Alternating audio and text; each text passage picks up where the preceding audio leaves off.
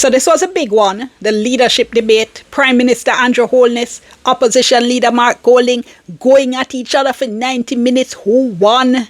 I'm Dion Jackson Miller. Thanks so much for joining me. Time for tea.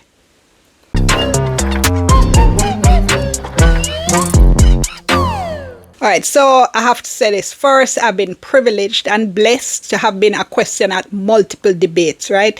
Thanks so much to the Debates Commission for always including me. I really appreciate it. And the very first one I did, I think, was in Montego Bay. Yes, they had carried one of the debates down to Montego Bay. It was an issues debate, I remember. Don't even remember the year. But in relation to the leadership debate now, I did Portia Bruce in 2007. Oh my gosh, I look like I'm about 15 here. Portia Andrew in 2011. I did Andrew Peter in 2020 and now Andrew Mark. And I have to say, hands down, this was the most hostile debate I've ever participated in. And by the way, big up to the Jamaica Debates Commission, because you guys have no idea what they go through behind the scenes to actually put these debates on. And it's not everybody do it. It's not everywhere have them. So one of my colleagues from Trinidad and Tobago, Wesley Gibbons, for instance, posted that Trinidad doesn't have these debates. So it is a big deal. And no, there was an issue this year with the sign language interpreting. I spoke about it in one of the videos. I'm sorry it happened and I hope it doesn't happen again. So I want to give you a little bit of a look in this video at my process, why I ask some of the questions I ask, what questions I don't ask. First of all, people think that just anybody can just get up and ask questions. So I spend days and days working on my questions, deciding what questions I want to ask, formulating the questions, researching the questions, writing them, typing them, rewriting them. It takes me ages. Now, I also have to make sure that the questions are immaculately researched and framed for two reasons. One is that you have to give the politicians as little wiggle room as possible. Now, you can't make them do nothing. You can't hold them down and beat them and make them answer the question, but you can frame the question in such a way that it's much more likely that you'll get a direct answer, and also that if they dodge it, it'll be obvious if they dodge it. If the question is too broad, then you can ask anything and it sounds as if they're answering the question, and many of those types of responses aren't particularly useful. They don't tell you anything in particular. It's just whatever they want to say. The second reason I have to be so careful is that I'm a favorite target of the political tribalists and their top dogs. So look, they can cuss me all they like if they don't like my questions, but I don't want to put myself in a situation where they're questioning my information. And the other thing that's involved in these debates is that you have to think very judiciously about how to use your follow-up questions, because we only get two, one for each debater. So I only have one follow-up for the night for Holness. I only have one follow-up for the night for Golding. And I can tell you, there have been debates where I've used my follow-up very early on, and I said, this morning look for me and say, yeah man, take that. No, say you can't come after me again. I've been paying attention to some of the post-debate commentary. I see people saying, boy, they wanted a lot more in-depth information on something like transport or whatever. And yeah, we're going to ask some sector questions, but really and truly, you have to remember this is a leadership debate. A lot more of those policy type questions you'll see in the economy debate, in the social issues debate. A lot of the questions in the leaders debate are going to be focused on governance issues, because the leaders debate is about who is better to lead the country. And I think a lot of the people commenting as well don't really understand political debates. This is not high school debating. This is not college debating. This is high stakes political debating and political theater.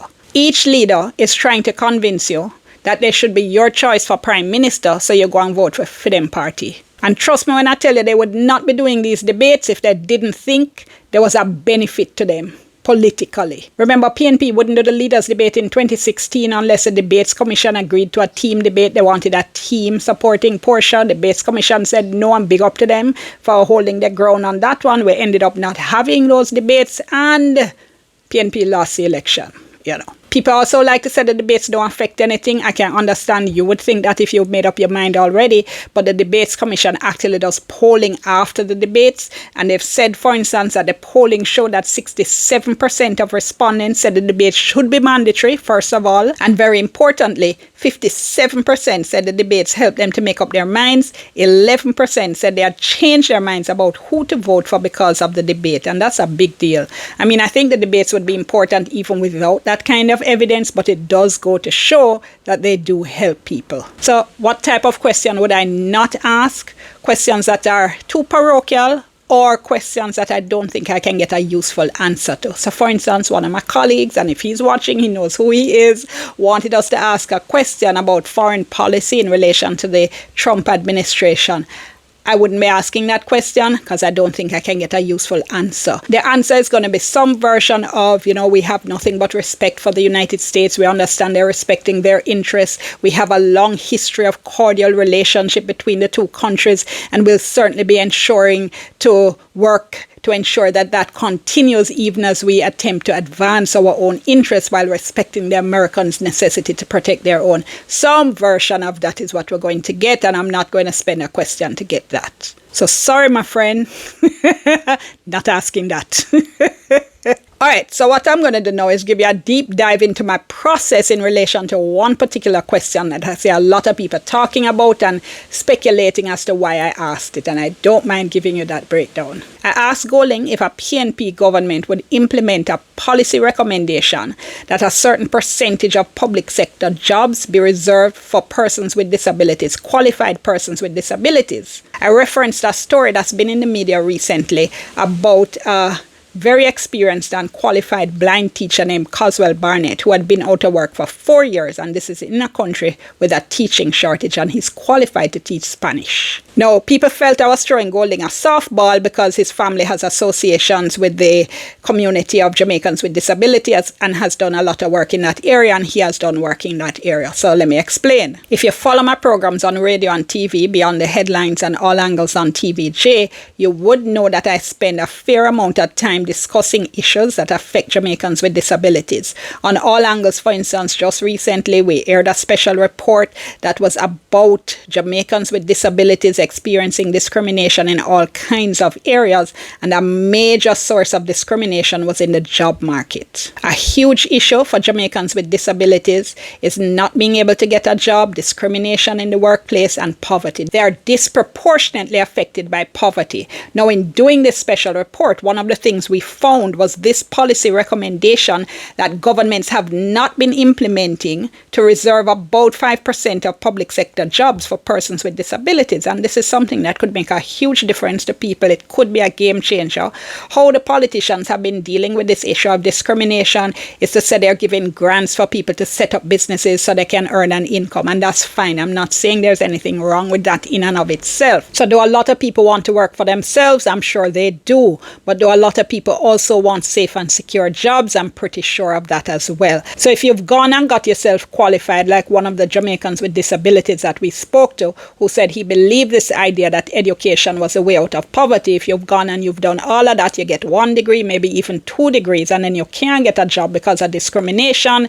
Telling you to go and get a grant so you can go and raise chickens isn't necessarily what you want to do. Not saying there's anything wrong with raising chickens. I'm just saying not everybody wants to do that. And by the way, I spoke recently with the father of a child who has a disability. He had got one of these grants to set up a small business, same chicken rearing kind of thing, and the business collapsed, and he was then in absolute a hard place trying to figure out how he was going to support his child. So I'm just saying that sounds like the answer. It isn't always the answer. It certainly isn't the only answer, and that's all I'm saying. Now, people like to say these debates are just talk, but that's actually not true. In 2020, I had asked Dr. Peter Phillips whether he would be willing to commit to nominating equal numbers of men and women in the Senate. Now, he actually said yes, and after the election, he went and he actually did that.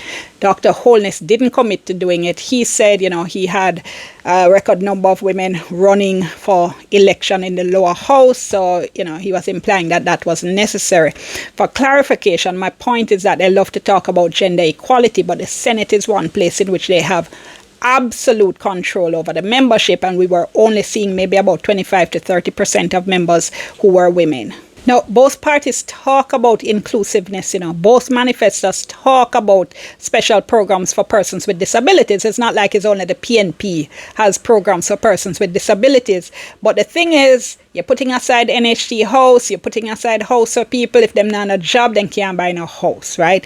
And people want to live with dignity. They want to live independently. They want jobs so they can support support themselves and their families and feel good about themselves and their lives. So this was a question I was going to ask, right? I was going to ask it no matter what. Now, I could have asked the question of either Holness or Golding. Didn't really matter much because, as I said, both manifestos have sections, have programs dealing with Jamaicans with disabilities. And the second person, remember, is also always going to respond because they have the rebuttal. I ended up asking the question of Golding because when you're asking questions, I make a list of questions I want to ask and I prioritize them because you know you're only going to get 3 or 4 per person. So you list them in order that you want to make sure they go out. And I had other questions I wanted to ask of Holness, so it went onto the list with Golding's questions. Just to make the point, if I'd asked the question first of Holness, and people then would have cussed me same way. This was an important issue. Me not back off because of what some tribalists are going to say about me because them I got chat anyway, right? And having asked Golding the question, point out that he spent the 90 seconds talking about his family's record, him talk about some other programs and so on and so forth, and then Holness did the very same thing, talking about programs that he was proud of for persons with disabilities and what his manifesto said about the issue. So I then had to use my follow-up to Golding to say, you haven't answered the question, answer the question. And in fact, both Golding and Holness said they would implement this particular recommendation. So look, this is a commitment that has been given by both sides. I can follow up on it. Other people can follow up on it as well. That's a specific commitment that I'm hoping the community will be able to benefit from. So I have zero regrets for asking this question. No business what people say or what they want to think. I am very happy that I asked. And in fact, Mr. Barnett, the blind teacher that I had mentioned, I got a message from him saying, thank you. All right, so that's actually where I'm going to leave this particular video. So I guess I need a part 2 to talk about all the other questions that were asked during the debate. But as I said, I wanted to give you a deep dive into my process so you have a better understanding of how I go about asking questions, because it is not a simple thing, right? It's more complicated than it looks. It takes a lot more time than it seems to. And as always, like the video now, share it with somebody you think might be interested, and of course subscribe to the channel if you're not subscribed yet, and click the notification bell so you know anytime I drop a new video. I'm Dion. Thank you so much for watching. Where's my tea? Here's my tea. Back to my tea.